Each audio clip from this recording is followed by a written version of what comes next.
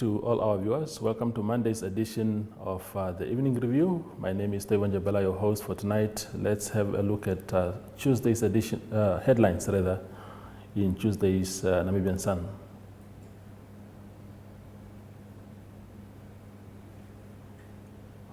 The Bank of Namibia has frozen up to a Ponzi scheme containing $10 million of investors' money, saying the scheme is illegal according to its laws.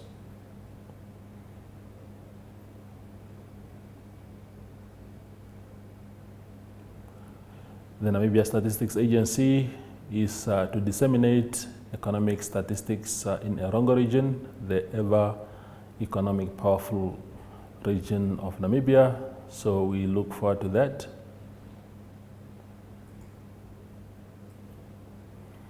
And finally, Namibia depends on its neighbors 80% for 80% of its water supply because of the arid conditions in the country.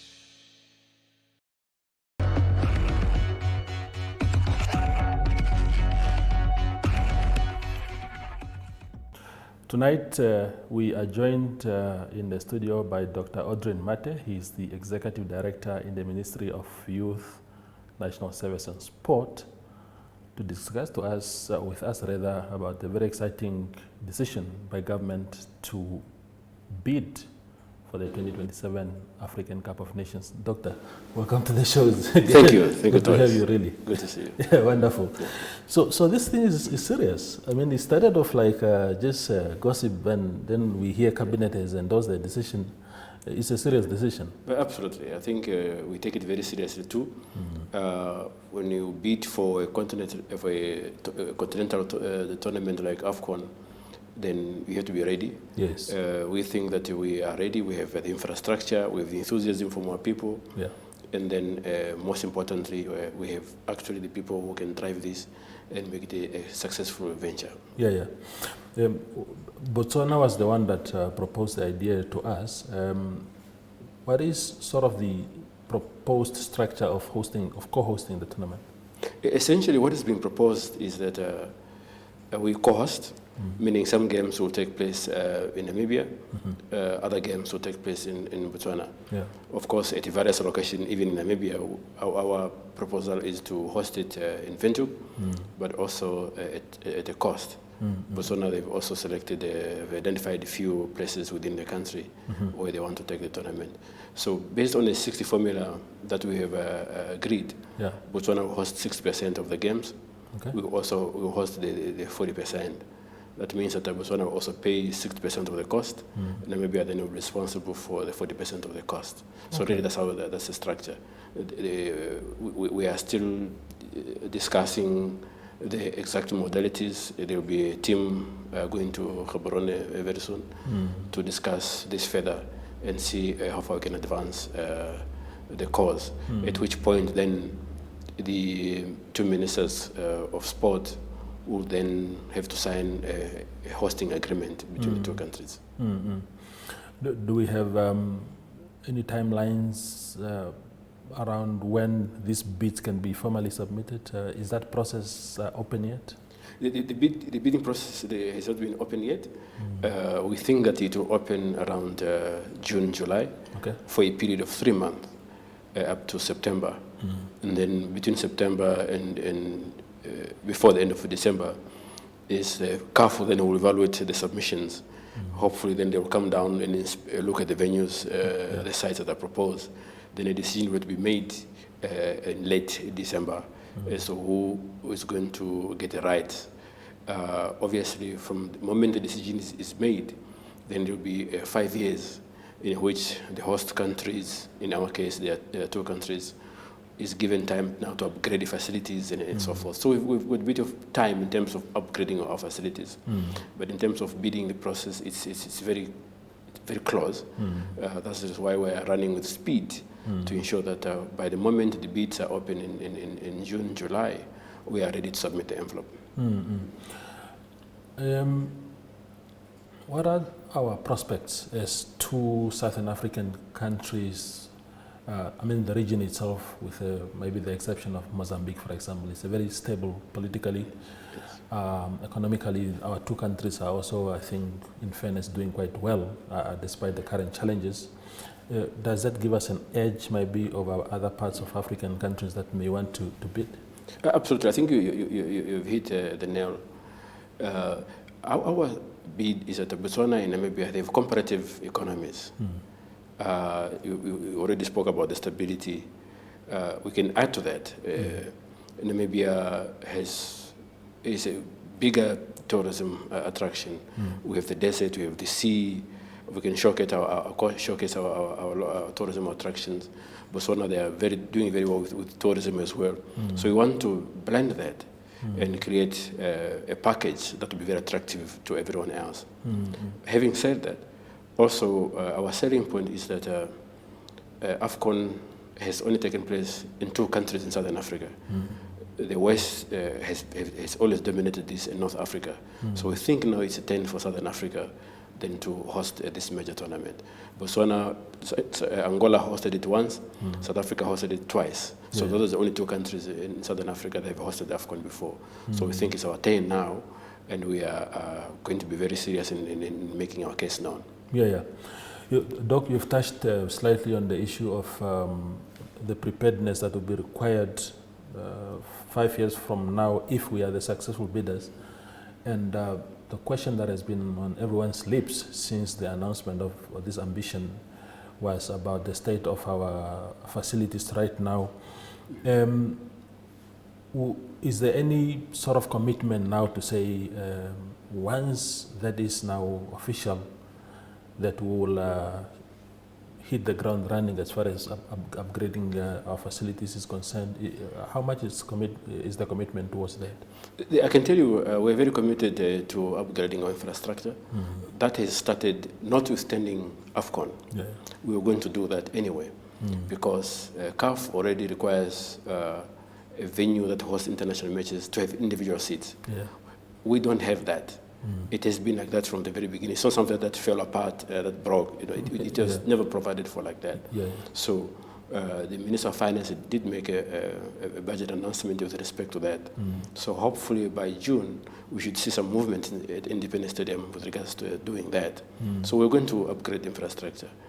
Also, if we get the rights to host Afcon, we are going to look at other facilities that we've identified as training venues. Even a competition match like Soccer Stadium is going to be a competition field if we win the right.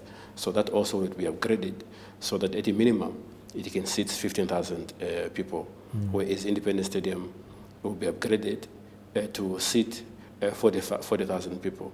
Although CAF does not insist on 40,000 given the size of our population. I mean, we never feel that Independence Stadium, even at 25,000 now, except if South Africa is playing in Namibia, or there's independence celebrations, that's when you see the stadium really full.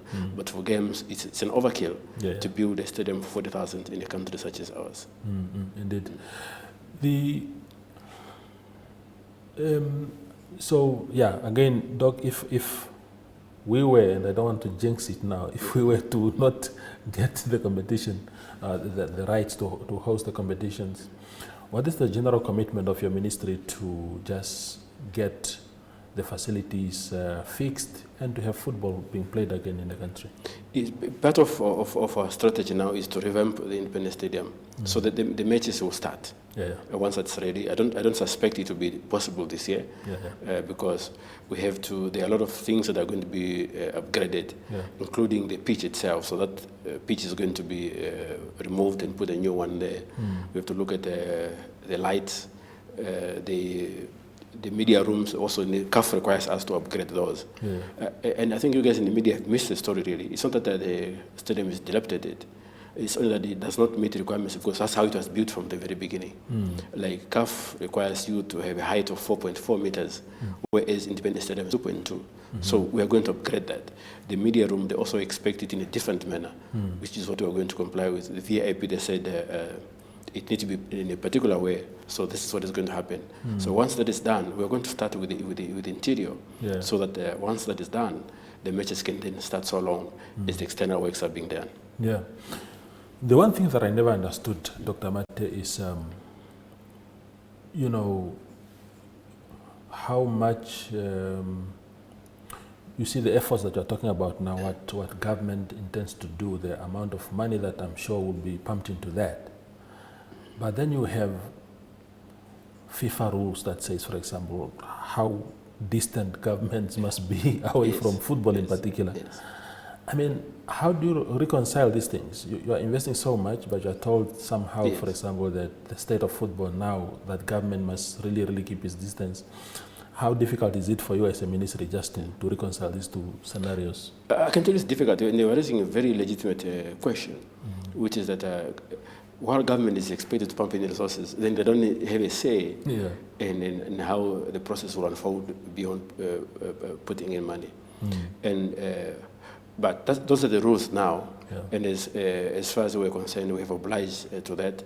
We assist football from a distance, upgrading facilities, providing money for travel and so forth whenever budget is available. So we have to create harmony there. As you know, I think there are 3 countries now that have been suspended, exactly for that reason. The government was simply unhappy in the performance of a team. So already, apparently, then that puts in jeopardy with FIFA. So we are conscious of that, but our interest really is to bring football back to the stadium. The minister had met with the stakeholders and say, how do we move forward with respect to what we have here? But in our case, what we're also waiting is that FIFA did send a delegation to Namibia. I think it's in January, or I think it was in January, where they came to speak with everyone else, including us. So we're waiting for the outcome of that visit, maybe to give us guidance into how the next steps are going to unfold. One of the things that people talk about, especially in the context of COVID-19, is to say, you know, so much has been invested into the public health space because of the pandemic. And there's this excitement, might be the silver lining of COVID-19, to say it will leave us with a better capacity. We now have maybe oxygen masks and all these things. Can the same be said about football, especially Afcon, to say that it's normally just a month of football, but the trail that is left behind, is that something that we are also looking at as a country to say, you know, the benefits go beyond just what is happening on the pitch? Absolutely. And I think that's really the argument that we must punch now and say, the idea is to, some of the benefits will be to upgrade our infrastructure. But also beyond that, that's your question. So economically, how does it position us? Within a period of 30 days of the tournament, we expect that there will be 50,000 people coming to visit our country. Then in the process of upgrading infrastructure, sports infrastructure, airports, we have had conversations with the airports company. They are also able to upgrade whatever is required to make Afcon smooth. So as a result, 9,000 jobs will be created, and 3,000 of those are going to be permanent beyond Afcon. So there are going to be economic efforts from this exercise. And I think people know where Namibia is. If they have, people still doubt that we exist, we're in South Africa. So people are going to be focusing on us. Either the opening tournament or the closing show will take place in Namibia. In other words, the opening ceremony could be in Namibia, or the closing ceremony, which means that our attention will be drawn to us. And I think when we are showcasing this to the rest of the continent and beyond, people are going to hear from us very soon. And for you as ED, Doc, it must be also tough to balance the scale. I mean, in terms of budgeting, the allocation to your ministry in recent years hasn't been really sufficient. We were very surprised in a good way, that was provision made for upgrading Independence Stadium.